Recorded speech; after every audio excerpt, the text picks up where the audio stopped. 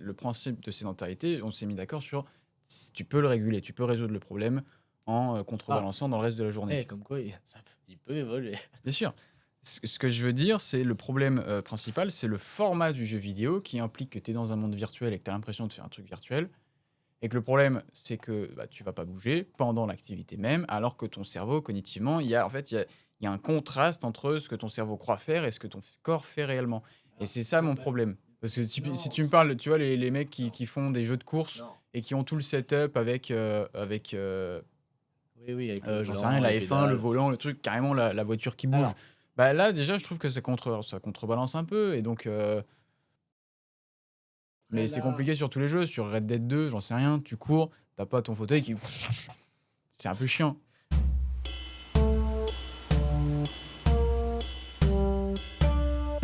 ça fait partie des jeux vidéo techniquement, la F1, où Oui, mais le problème, tu tout le mais là, le setup. problème, alors certes, tu bouges de partout, je suis d'accord, mais pareil, tu bouges pas, tu fais pas une activité physique. Marcher quand tout ton corps agit en même Oui, temps, mais c'est c'est ça qui est pas tout le temps la bénéfique. même chose. C'est vraiment, tu es à ton bureau en train de travailler sur ta Mais ça, je suis cybersécurité. d'accord.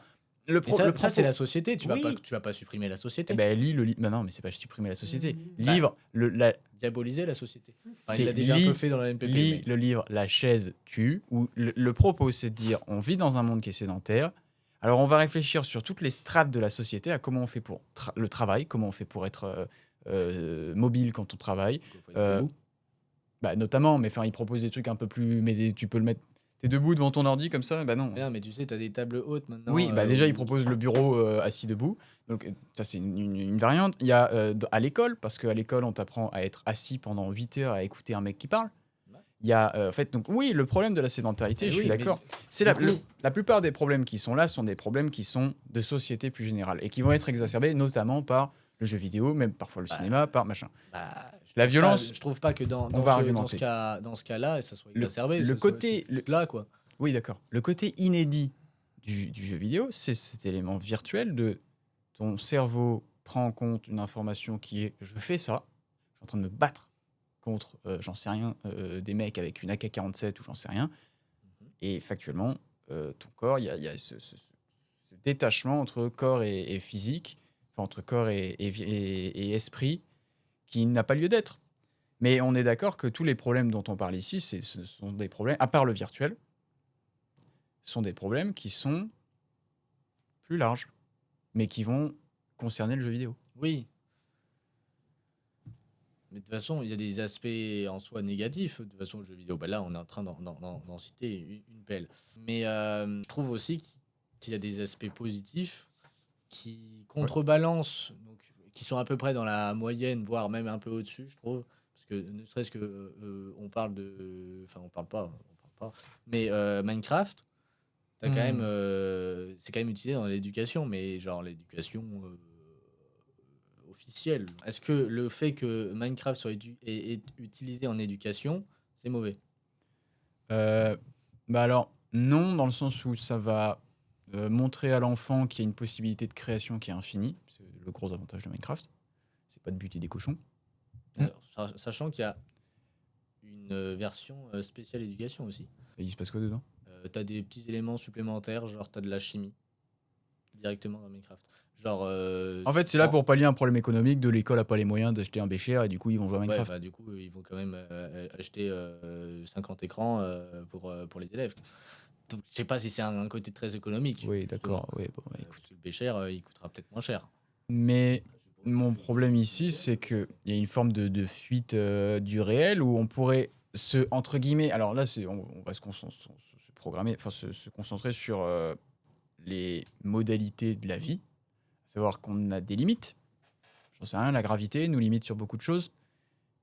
Et que le jeu vidéo va un peu pousser ces limites-là et que ça va proposer un truc qui est extraordinaire. Mais à un moment donné, on vit dans un monde où il y a des limites, il va falloir se cantonner à ces limites. Pour Ouais, moi, le côté créatif dans Minecraft, il est super, mais il manque de limites dans le sens où quand tu vas après revenir dans la vie réelle, entre guillemets, tu vas être un peu limite déçu de la vie réelle, tellement je peux pas faire ça, il y a la gravité. mais ça, c'est un côté d'éducation. Non mais ah oui, bien sûr, ça après tu peux. Genre, Mais enfin, donc je veux pour moi, dire, c'est plus intéressant quand tu es un gamin et quand tu apprends et donc l'éducation va se concentrer sur le monde réel, regarde ce que tu peux faire ici, maintenant, à l'instant T, plutôt que regarde ce que tu peux faire dans un jeu, bah, de toute façon, tu pourras pas le faire dans la vraie vie. Il y aura forcément, même s'il y a de l'éducation, il y aura une forme de frustration. Moi, je suis dégoûté de ne pas pouvoir voler. T'imagines pas le nombre de rêves que j'ai fait quand j'étais en maternelle, où je me voyais en train J'ai jamais fait de rêve de voler. Moi, je te jure, c'était extraordinaire. C'était les meilleurs rêves de ma vie. Je sais même pas comment c'était possible, mais je me voyais en train de voler en apesanteur dans mon école, dans le jardin, dans machin. Et j'étais au-dessus et tout le monde me regardait et disait waouh, c'est extraordinaire ce que tu peux faire. Oui, mais c'est pas la vraie vie, mon grand. Bah oui, mais après ça, je dirais que ça se rapporte aussi au cinéma. Dans ce cas-là, parce que dans le T'as pas cinéma. l'impression de le faire. Mais non, mais Ah, le côté, on te propose oh, dis donc, quelque chose qui. Oui, d'accord, oui. Oui, mais il n'y a pas l'aspect virtuel, encore une fois. Moi, c'est Ouais, non, mais c'est ça qui me dérange. après, on peut répéter en boucle les mêmes arguments. Alors, c'est pas contre toi là, mais enfin, c'est pas ça que je veux dire. Attends, dans l'argument qu'on annonçait là, c'était bon, ben d'accord, il y a des limitations dans la vie qu'il n'y a pas dans les jeux vidéo. Donc, Ah, mais je sais pas pourquoi tu as cet ramené le argument-là, virtuel là, parce que on l'a non, entendu. cet Je comprends. argument-là, il est. J'aurais pas grand-chose pour le démonter, celui-là. Mais pour moi, il va être. Enfin, c'est compliqué d'être limité à ça. Je suis d'accord que cet argument-là, enfin en tout cas cet élément-là qui concerne le jeu vidéo, pareil, il est résolvable. Tu me dis c'est pareil au cinéma, oui, il y a que c'est pareil au cinéma, c'est résolvable.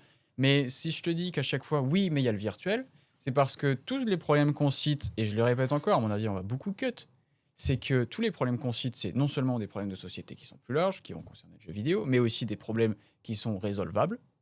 On peut essayer de réguler. Et pour moi, il y a un élément qui n'est pas régulable, c'est le format même qui est le virtuel. Tu as l'impression de faire quelque chose alors que tu fais rien. Et c'est pour ça que je tends à les diaboliser et non pas à les réguler. T'as pas de micro, donc tu vas avoir du mal à parler. Mais alors, sache juste une chose. Ok, très bien. On a entendu effectivement qu'il y a le virtuel. De toute façon, il va être un peu partout. Donc, en soi, oui, le virtuel. Donc, comme je t'ai dit, C'est le format, t'es d'accord qu'on peut pas j'aurais l'enlever. j'aurais du mal à te contredire là-dessus. Mais c'est toujours, moi, la même chose. C'est le virtuel est problématique si tu passes ta vie à faire du jeu vidéo. Mais si c'est 1 heure par-ci, pas. Changement de batterie.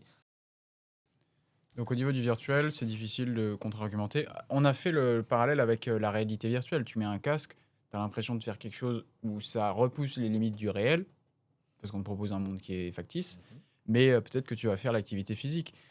Est-ce que c'est Il y a un entre-deux quand même. Et puis effectivement, en soi, il y a même des jeux vidéo, je sais pas, genre truc de Tour de France ou je sais pas quoi, où tu es sur ton vélo, Bah tu là, bouges va pas. faire le Tour de France. Oui, Je veux dire, va faire du vélo. Pourquoi faire ça sur du virtuel? bah, parce que là, tu peux le faire avec un mec qui est aux États-unis alors que toi, tu es au Mexique. Non, c'est un très mauvais exemple parce que. Si, bah, il Si. y a un mur entre les deux. Ouais, il y donc. a un mur, c'est vrai. Bon.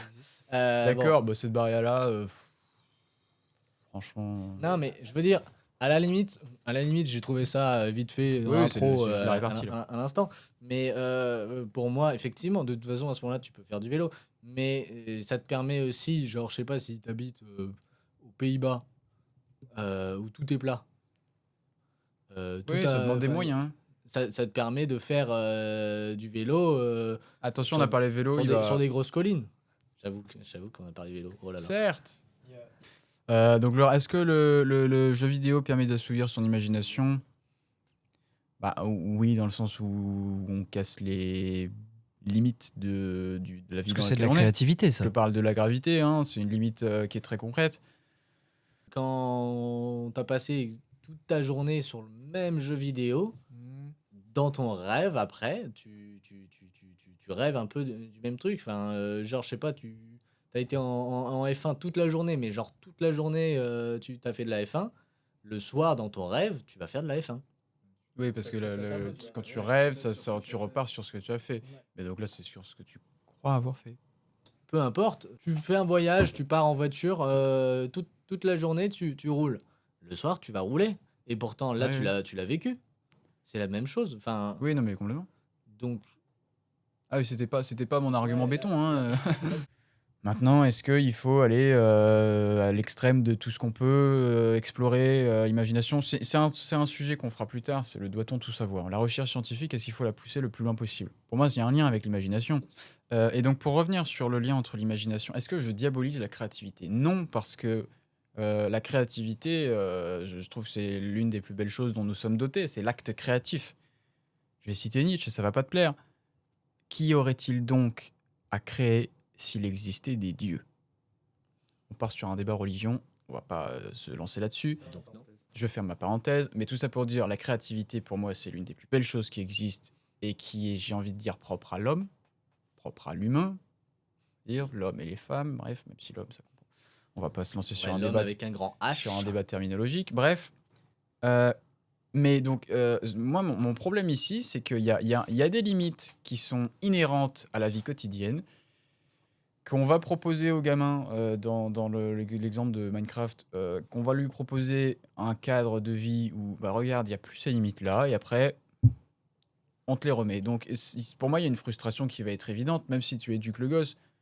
Que je reprends l'exemple, je suis dégoûté de ne pas pouvoir m'envoler. Ouais, mais c'est toujours pareil. Si tu vois un film, Mais donc, oui, tu vois Le Seigneur des Anneaux, complètement. t'as envie de faire de la magie, de te battre contre les orques, bah tu vas retourner à l'école le lendemain et tu vas fermer ta gueule, Oui, complètement. Et fermez ta gueule surtout. surtout. Non, Et donc, écouter la par prof de maths parce qu'elle dit des choses intéressantes. ça, je suis entièrement d'accord. Écoutez vos profs de maths, pas tous. Je te propose qu'on embraye. J'adore cette expression, faut que Ouais, j'arrête. fait chier. Hein. Je te propose qu'on enchaîne Ouais, ça, sur c'est pas mal. le thème de la Ça, j'aime violence, bien. qui est certes plus large que les jeux vidéo, encore une fois. Là, il y a des solutions aux problèmes qu'on va voir, mais je te propose qu'on en discute parce qu'il y a beaucoup de choses et que ça va être intéressant. Le rapport à la violence. Bon, on va être d'accord sur le fait que les trois quarts des études se mettent d'accord pour dire que les jeux vidéo ne rendent pas violents. Tu joues à Call of, Ouais, tu décapites des têtes, ça va pas te rendre violent. Voilà. Si vous avez envie de savoir pourquoi, c'est pas nous qui allons vous l'expliquer, on a la flemme. Le principe, c'est que la violence, le sujet de la violence est très large, la violence est multifactorielle. Ça concerne les circonstances de Dworkin, comme je disais, l'état de santé, les capacités physiques, les ressources matérielles, les liens sociaux, bref, tout ça. Donc, c'est difficile de prouver une causalité des jeux vidéo puisque c'est multifactoriel. On prend en compte le fait que 90% des jeunes aujourd'hui jouent à des jeux vidéo, notamment des jeux vidéo violents, donc c'est difficile de mettre en avant l'argument les tueurs de masse jouent à des jeux violents. Ouais. Je vois, c'est ça, c'est genre t'as un Oui, gamin oui, qui non, mais plante c'est- sa prof, ils vont dire ah bah il joue à Fortnite. Donc, on est d'accord que c'est pas la violence qui entraîne la violence, toutefois. On constate une certaine forme d'agressivité, non pas à cause de la violence, mais à cause de la compétitivité. Et j'ai vu que c'était les mêmes résultats sur Candy Crush, Mario, FIFA ou GTA. Donc on s'en fout de quel jeu, mais c'est encore une fois plus large que les jeux vidéo. La compétitivité, il y a une forme d'agressivité. On parlait tout à l'heure de l'effet défouloir. Le jeu vidéo, ça peut être un défouloir. Je te disais oui, mais en termes Oui. nerveux seulement, le corps, machin, ok. Ça j'ai accepté Mais- l'argument. Ça, c'était pas mon... Il y a autre chose. Je dis que, enfin j'ai lu quelque part que depuis les années 90, on a pu prouver une baisse de la criminalité à la sortie d'un jeu vidéo violent. C'était une étude qui a été menée aux États-Unis. Donc, il y a l'effet défouloir. Et là, je te fais le parallèle avec la pornographie. Si, à la sortie d'un jeu vidéo violent, on constate une baisse de la criminalité, donc il y a eu une forme de défouloir. On peut aussi se dire qu'il y a les VSS, violences sexistes et sexuelles, qui vont être amoindries par OnlyFans, la pornographie, et ce contenu qui va être diabolisé énormément. Il y a un autre débat à faire là-dessus. Hein. Est-ce qu'il faut diaboliser la pornographie? Ce débat, je pense que la réponse va être complexe à sortir en une phrase. Ouais. Mais le parallèle que je fais, c'est entre le jeu vidéo violent qui amoindrit la criminalité et la pornographie qui va amoindrir peut-être les violences sexuelles, même s'il y en a énormément. Énormément, je l'ai dit très peu fort. Déjà, il y a un côté de la communication sur l'un est possible, sur l'autre elle est moins envisageable. Genre, oh regardez mon porno que je viens de sortir, il est excellent. Alors que regardez le Alors jeu que vidéo violent. regardez le jeu vidéo, c'est D'accord, la oui, suite oui. de Call of. Alors, détrompe-toi que sur les réseaux sociaux, tu as les gens qui font du contenu pornographique qui disent regardez, j'ai sorti un nouveau film. Oui, mais, Enfin, non, mais oui, mais sauf que c'est ça, moins démocratisé. c'est moins Bah, démocratisé. tant Et mieux. puis, oui, bah oui, mais c'est ça que je dis. Je veux dire, ça touche moins de personnes par rapport à ça. Et puis, je pense, et ça ne concerne que moi, enfin, pas du tout concerne, parce que bon. Oh le bourbier. Ce que je disais, c'est je pense qu'il y a énormément de gens qui ont des pulsions sexuelles ou qui sont canalisées effectivement dans leur coin. Mais déjà, ils en parlent pas, plus que ça. Et Ouais. je pense que effectivement, sans la pornographie, sans toutes ces possibilités de calmer, Assouvissement. ouais, d'assouvissement de ces pulsions, il y aurait encore plus de dérives à ce sujet, quoi. On peut faire un petit aparté sur la frustration sexuelle par rapport à ça. Juste avant, donc j'ai des notes dans ce carnet par rapport à un livre que j'avais lu. Juste avant, je voudrais parler de quelque chose que j'ai vu quelque part. Ce rapport, tu sais, que j'ai fait entre le jeu vidéo violent, la baisse de criminalité, la pornographie, la baisse de VSS.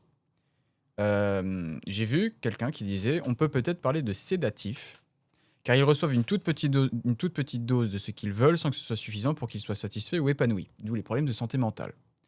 Mais c'est suffisant pour les laisser dans une sorte de mirage tel qu'ils ne vont pas sortir et compléter des entre guillemets objectifs de vie. Alors, les classiques, trouver une partenaire et enfin, un ou une partenaire et l'objectif final c'est se reproduire, c'est le Ouais, cycle de la vie. ouais. On peut parler de sédatif parce qu'en fait on te met face à un contenu qui t'intéresse, qui te plaît, mais t'es pas vraiment en train de le faire, mais en même temps t'es soumis au truc. Donc il y a une forme de zone grise, pareil, où c'est un rapport avec l'addiction, où t'es Oui, épanoui et je comprends. tes pulsions sont un peu assouvies, mais en même temps pas vraiment, parce que t'as pas vraiment fait la chose et Oui, en soi, t'en es pas. c'est une méthode vite fait pour calmer, enfin mettre à plus tard un problème. En Exact. gros. Ouais, tu fuis le... Et oui, je comprends totalement. Mais c'est Et un problème encore plus j'aurais large. pas grand-chose à dire là-dessus, mais effectivement, en fait, là, c'est un problème Question c'est un d'usage, problème de société, de comment gérer ce problème-là. bien sûr. Mais là, c'est complètement un autre sujet. Oui, oui, oui. Donc je voudrais juste faire une parenthèse sur la frustration sexuelle. Et c'est un sujet qui est encore une fois très très large, hein. On va revenir sur le rapport entre être soumis à un contenu violent et passer à l'acte. Parce que le thème de la violence, il est super large, il n'est pas encore Ah bah, de complètement toute façon, je pense que ce sera un thème complètement à traité. part.